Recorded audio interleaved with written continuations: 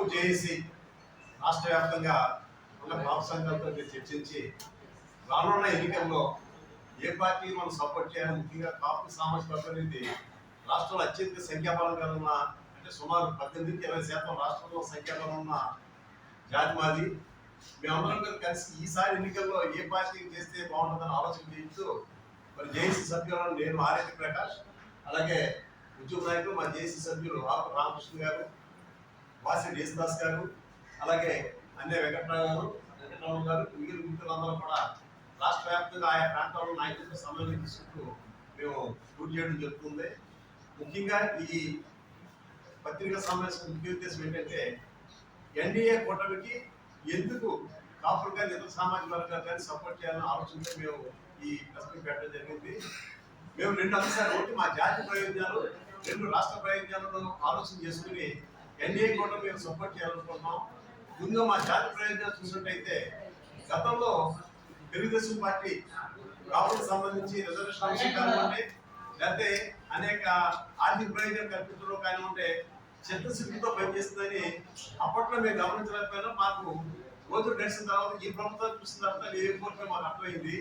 ముఖ్యంగా రిజర్వేషన్ సంబంధించి ఎఫ్ కేటగిరీలో, పీసీ కేటగిరీ ఎఫ్ కేటగిరీలో పెట్టి 5% కూడా ప్రయత్నం చేసి ఒక బిల్లు చేసి దాన్ని ఢిల్లీ పంపడం జరిగింది.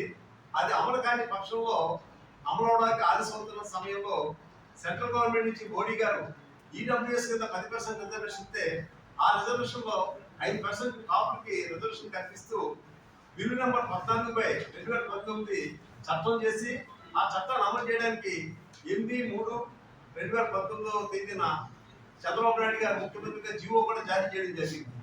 అలాగే కాపు కార్మికులకు సంబంధించి వివరాలు కూడా రాష్ట్ర అనేక ప్రయోజనాలు మాకు ఇచ్చినవి కూడా ఈ ప్రభుత్వం వచ్చిన తర్వాత మొత్తాన్ని కూడా తొంగలో దొక్కి, పైగా ముఖ్యమంత్రి గారు అప్పట్లో పెద్ద అబద్ధం ఆడారు.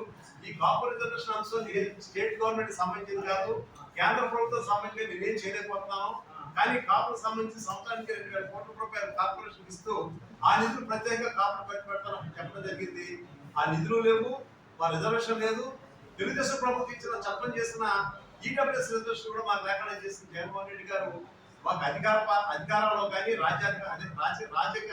రాజకీయ పదవుల్లో కానీ లేదా సోషల్ స్టాటస్ లో కానీ అధికార పదవులు ఇవ్వడంలో కానీ ఎవరైనా మనం నిర్లక్ష్యం చేశారని గమనించాము. ముఖ్యంగా కౌలు రైతులు కూడా ఆయన వర్ణ వివక్ష చూపించి అగ్రవర్ణాలు ఇతర వర్ణాల కింద చూపించడం వల్ల కౌలు రైతులు అంటేనే ఏది చేయకుండా లేదో గౌరవంగా పొందుతుందని చెప్పి ఏ క్యాస్ట్ కూడా ఎస్సీ కావచ్చు, బీసీ కావచ్చు, అగ్రవర్ణాలకు చాలా కౌలు రైతే ఆ కౌలు రైతులు చెప్పిన ప్రయోజనాలు కూడా ఎక్కువ మంది కాకుండా కౌలు రైతులకు వచ్చి ప్రయోజనం లేకుండా చేశారు. కాబట్టి మేము ఈ విషయాన్ని ఖండిస్తూ వారికి, అంటే వైసీపీ పార్టీ మాత్రం కాపులు ఎవరు కూడా ఓటు వేయడానికి సిద్ధంగా లేదని ఈ సందర్భంగా తెలియజేసుకుంటూ, ముఖ్యంగా రాష్ట్ర వ్యాప్తంగా కాపులు అందరూ కూడా కూటమికి ఓటు వేయాలని చెప్పి నిర్ణయం తీసుకోవడం జరిగింది.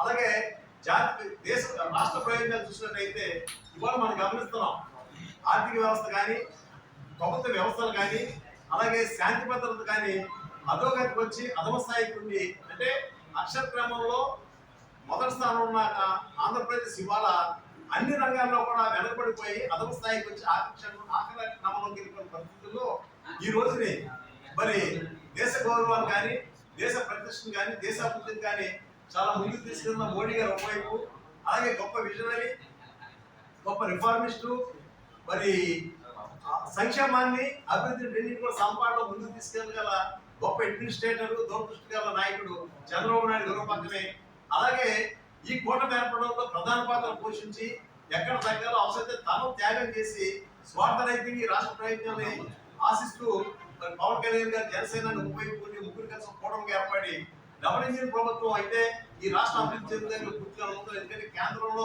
ఉన్న ప్రభుత్వంతో రాష్ట్రంలో ఉన్న ప్రభుత్వం కూడా సఖ్యంగా వెళ్తే కనుక అభివృద్ధి మొదలుగా జరుగుతుంది. కాబట్టి రాష్ట్ర ప్రయోజనాలు కాబట్టి మా జాతి ప్రయోజనాలు కానీ ఆశించి ఈ రోజు కూటమికి కాపులందరూ కూడా ఓటు వేయాలని నిర్ణయం తీసుకోవడం జరిగింది. ఈ అన్యాయం కేవలం కాపుకే కాదు, అన్ని వర్గాలు కూడా. బీసీ సోదరులకు ఉందంటే బీసీ సప్లైను అమలు చేయట్లేదు, ఎస్సీ ఎస్టీ సోదరులకు ఎస్సీ ఎస్టీ సప్లైను అమలు చేయట్లేదు. ముఖ్యంగా ఎస్సీకి సంబంధించి సుమారు 27 పథకాలు ఈ ప్రభుత్వం పక్క పెట్టడం జరిగింది. ఈ మాదిరి అన్ని వర్గాల ప్రజలకు అన్యాయం చేస్తున్న ఈ ప్రభుత్వాన్ని గద్దెదించాల్సిన ప్రతి పౌరుడు గారు ఉందని భావిస్తూ కులాలకు అతీతంగా, మతాలకు అతీతంగా, ప్రాంతాలకు అతీతంగా, పార్టీలకు అతీతంగా అందరూ కూడా కూటమికి ఓటేసి కూటమిని పెద్ద ఎత్తున విజయం సాధించాలనే ఉద్దేశంతో ఈ యాత్ర చేయడం జరుగుతుంది. ముఖ్యంగా మరి ఇటు గ్లాస్ గుర్తు జనసేన పార్టీ కానీ, కమలం గుర్తు బీజేపీ పార్టీ కానీ, సైకిల్ గుర్తు కాంగ్రెస్ పార్టీ అనేసి టీడీపీకి ఓటేసి పెద్ద ఎత్తున గెలిపించాలని కోరుకుంటూ ఇక్కడ మరి పార్లమెంట్ సభ్యుడిగా పోటీ చేస్తున్న భరత్ గారు టీడీపీ అభ్యర్థిగా, అలాగే వివిధ మన పార్లమెంట్ పరిధిలో ఉన్న అన్ని శాసనసభ్యులు కూడా కూటమి అభ్యర్థులకి ఓటేసి పెద్ద ఎత్తున గెలిపించుకుంటూ పెద్దలు సెలవు తీసుకుంటాయి. అందరికీ నమస్కారం.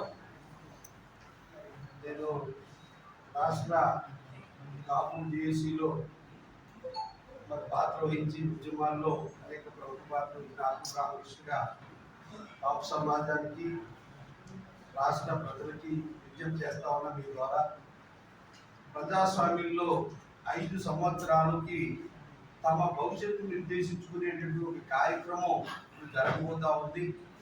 సార్వత్రిక ఎన్నికలు మన ముందు ఉన్నాయి కాబట్టి ఈ ఎన్నికల సందర్భంగా మన భవిష్యత్తు, రాష్ట్ర భవిష్యత్తు, దేశ భవిష్యత్తు నిర్ణయించే సమయం ఆసన్నమైంది. కాబట్టి గతంలో జరిగిన పరిణామాలు ఒకసారి విశ్లేషిస్తే కాపు, తెలగ, బలిజ, ఒంటరి కులాలకి ఆ రోజున చంద్రబాబు నాయుడు గారి మీద మేము అనేక ఉద్యమాలు చేసి కాపు కార్పొరేషన్ సాధించడం జరిగింది. కాపు కార్పొరేషన్ ద్వారా ఏటా 1000 కోట్ల రూపాయల బడ్జెట్లో కేటాయించి కాపుల యొక్క భవనాలు, కాపులకి